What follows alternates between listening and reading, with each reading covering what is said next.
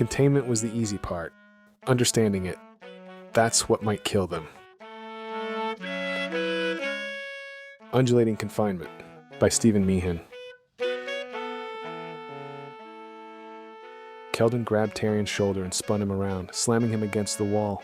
His brow furrowed as he took a deep breath. Keldon jabbed his finger into Tarian's chest. Tarian, you can't keep bothering the scientists. Caleb secured their live sample of that shifting monstrosity, Tarian said, brushing Keldon's hands off before he straightened his jacket. Didn't you hear Caleb's report? That thing wore his face, making it even more dangerous. I know, Keldon said, stepping back and lifting his palms. but you're not helping them. If that monster had approached either your team or Engram's, we wouldn't be having this conversation. Tarian rubbed his temples as his chest swelled. He grabbed Keldon's shirt and pulled him close. So, if my constant visits help expedite their work, they're worth the headache. But they don't. Keldon pushed himself away from his friend, his eyes narrowing. That's what I'm trying to tell you. Your visits cause nothing but chaos, and it takes far too long to reclaim their original calm. Tarian's face tightened as he stared into the sky.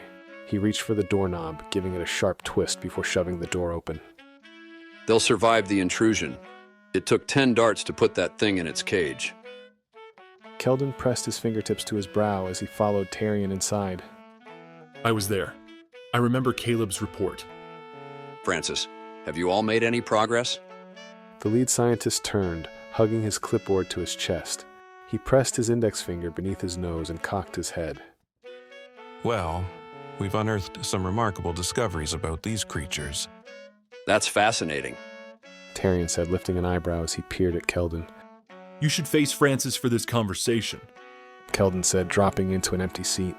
It's the last time I listen to their complaints. Tarian turned to the scientist. Elaborate, Francis. Well, as you've seen, they have a rather malleable cellular structure. I remember. Tarian said, his gaze shifting to the caged creature. He nudged the man's shoulder. And while I'm sure the science that backs that fact is fascinating, I am more concerned about the ability to neutralize them. Have you made any remarkable discoveries there? Francis released his grip on the clipboard and thumbed through the pages, biting his lip. We're about to perform our latest experiment on the creature. Let's proceed. Tarian said, crossing the makeshift laboratory toward the occupied cage.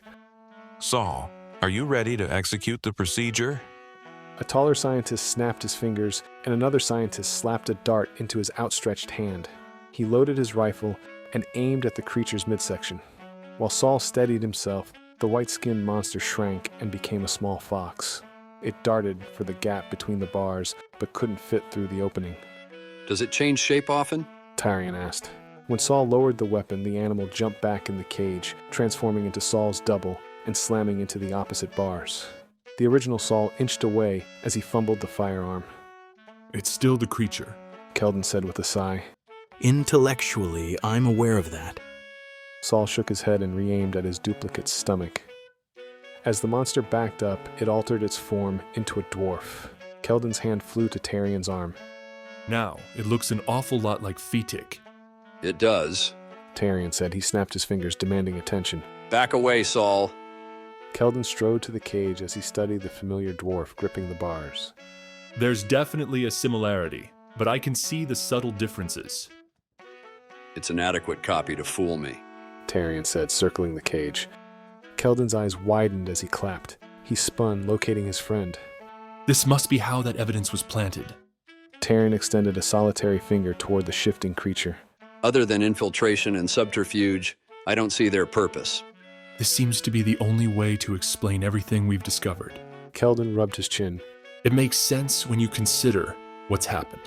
The monster's body shifted again, assuming the shape of a small tunneling animal. With a sudden twitch, the clawed fiend tried tearing through the cage's metal base. It won't be able to tear through the enclosure, will it? Tarian asked, reaching for his sidearm. That's not the first burrowing creature it's become. Francis strode to Saul, gripping the man's shoulder. Demonstrate the effectiveness of the enhanced serum. The scientist nodded as the monster transformed into an elf. The moment the body snapped into the borrowed shape, the dart flew from the rifle and embedded itself into the thing's abdomen. It howled as it yanked the projectile free, its legs buckling as its body rippled back into its white-fleshed form. Tarian gripped the bars, his eyes gleaming. Francis, are you able to mass-produce this? It's possible. Excellent. Tarian spun around and gripped his friend. Keldon, our former allies need to know about this thing and its capabilities. Do you believe you can find the elves? Keldon grimaced and buried his face in his palm. Is it safe to assume that you'll ask Caleb to search for the dwarves? Yes. Tarian responded. He gripped his chin as he observed the creature. While you're tromping through the forest, ensure the deaf can hear you proclaiming the news of this threat. I don't care if they ignore you, provided they hear about it. Keldon nodded and reclaimed his rifle. After Tarian clapped his friend's back, he turned to Francis, gripping the scientist's shoulders. Start manufacturing this immediately. Before the sun sets, I expect enough of that compound to ensure the safety of everyone in this settlement. You can send whatever surplus you create with Keldon and Caleb for their search. I'll do my best. Francis nodded and turned to face his colleagues. Tarian spun on his heel and headed for the door. Francis, make sure you work with Lloyd to maintain an effective delivery system, and continue researching that thing. I want to know everything about these creatures before we encounter another one.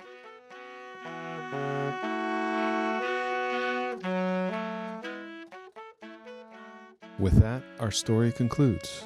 I hope you've enjoyed today's reprieve from your daily grind. If you like the vibe, hit that like button, drop a comment, and subscribe if you haven't already, because every bit helps get this channel spread to those who require a momentary chance to unwind. I'll see you for the next tale, my friends.